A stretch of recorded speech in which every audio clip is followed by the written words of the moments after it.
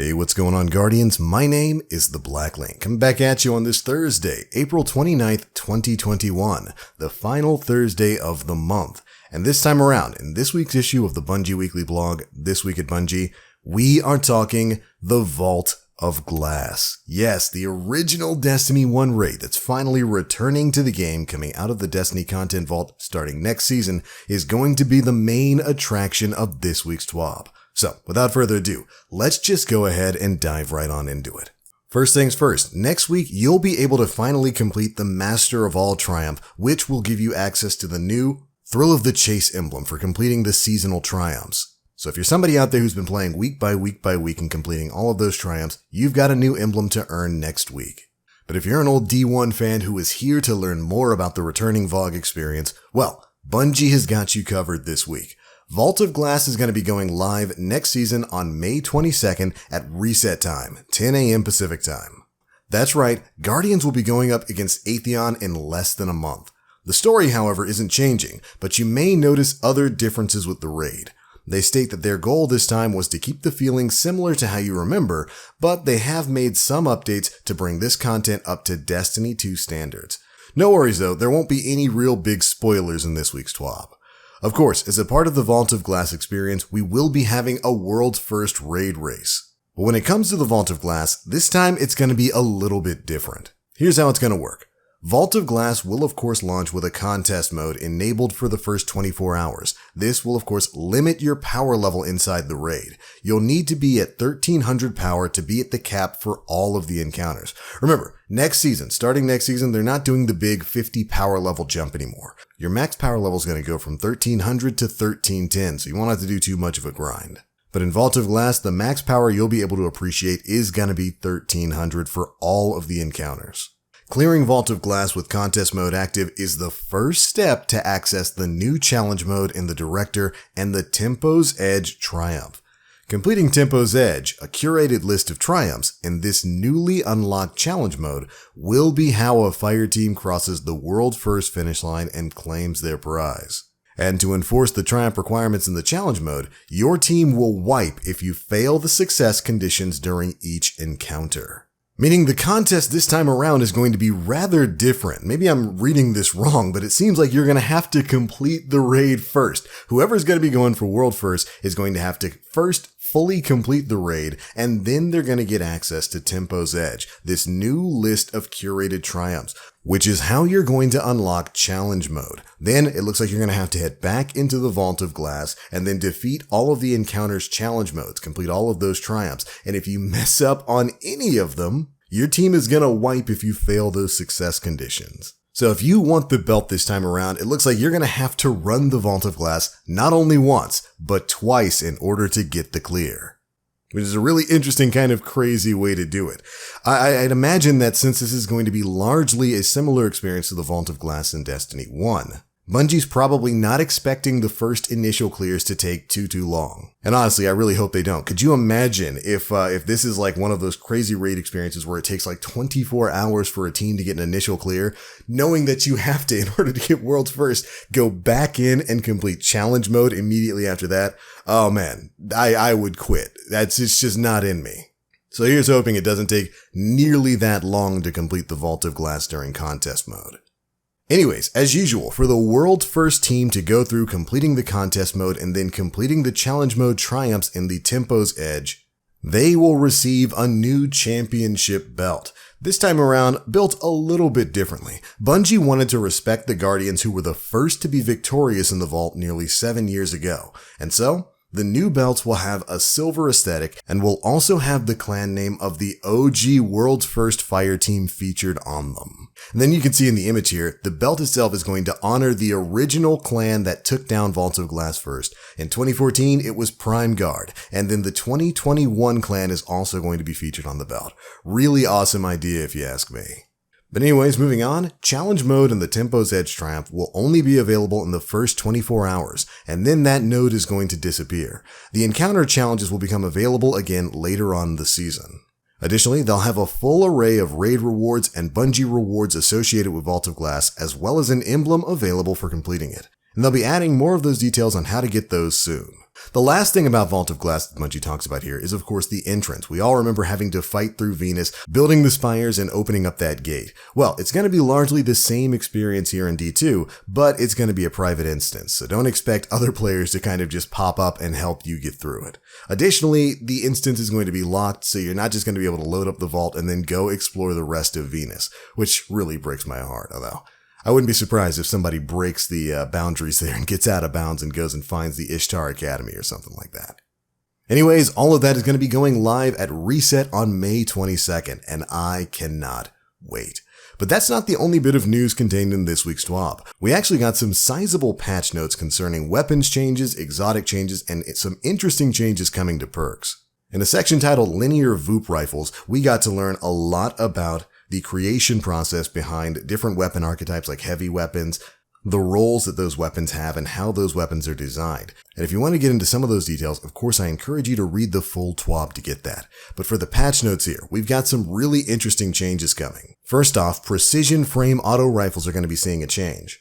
These are the 450 RPMs. They're going to have their precision damage increased from 17 damage per bullet to 18, to hopefully bring them in line with some of the better performing auto rifles out there.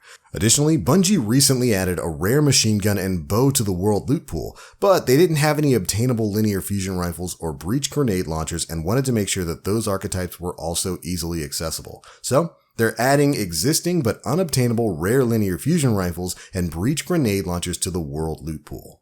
Now, when it comes to linear fusions, we actually get way more information about those classes and how they'll be changing moving forward. In particular, Bungie's going to be increasing their precision damage by a whopping 15%. And they're also going to be increasing the reserve ammo by 20%. So you're going to have more shots with linear fusions, and they're going to hit quite a bit harder.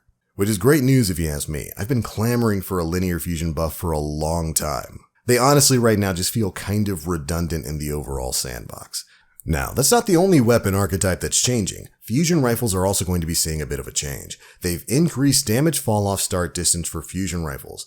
They say that they have no effect on the 100 range stat and plus 2 meters on the 0 range stat. So the fall-off distance is going to change based on the range of your fusion rifle, of course.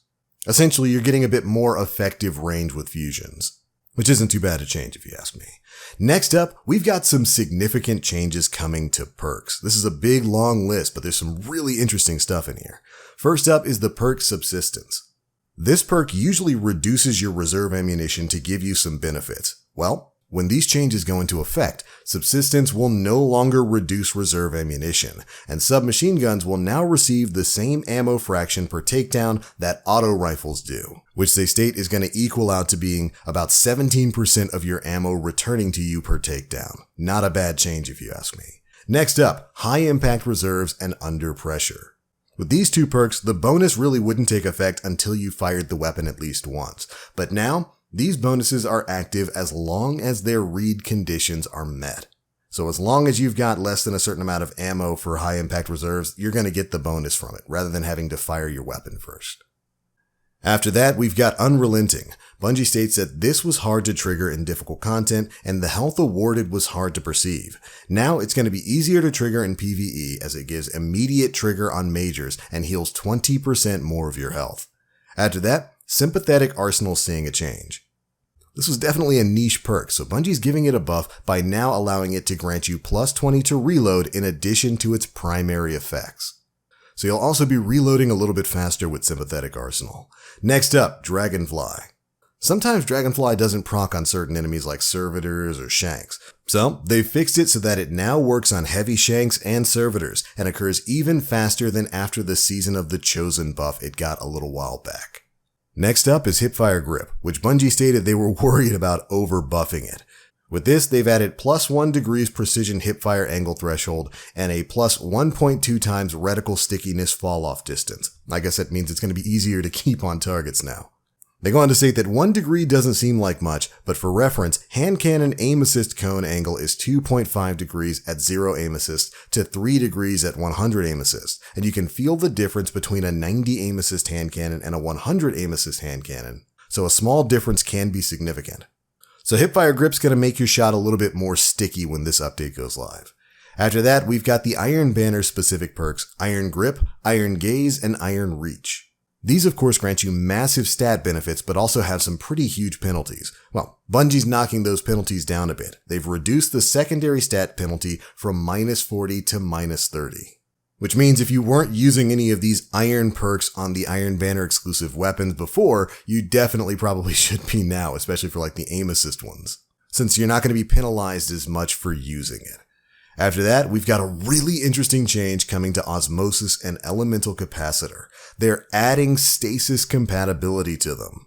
Osmosis now switches the weapon to stasis damage when you're playing on a stasis subclass.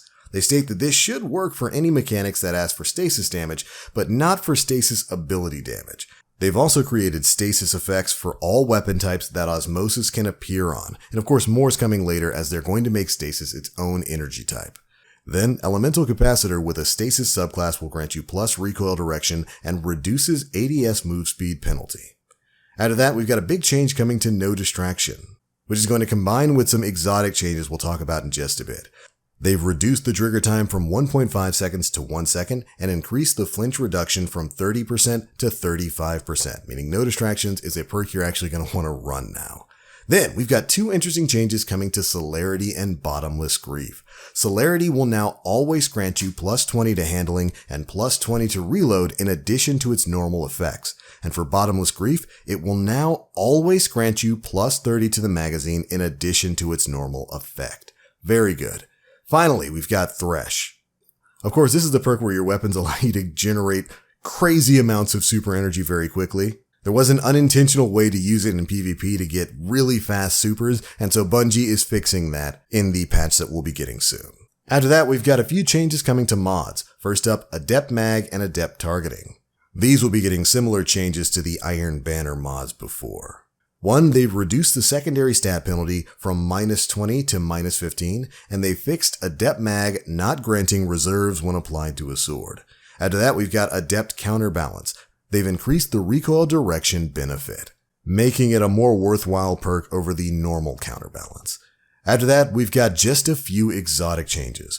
First up, for Mida Multitool, they've changed the Catalyst perk from Outlaw to No Distractions, which really does make sense. Mida Multitool already has a fast enough reload speed, so Outlaw really didn't matter too much on it, and the changes to No Distractions might fit on it really, really well. Then, for Hawkmoon, they've increased the priority of Paracausal Charge and the Paracausal Shot buff text. This was sometimes dropping off the bottom of the list. And there we go. Those are some of the major changes coming in a future Sandbox update. They do go on to talk a bit about shotguns and Dead Man's Tale and fusion rifles, but they don't say much about what they're going to be doing with it. Just that they've got their eyes on it, and they kind of want to see how these Sandbox changes are going to affect things before they go in further nerfing shotguns or addressing Dead Man's Tale or even buffing fusion rifles.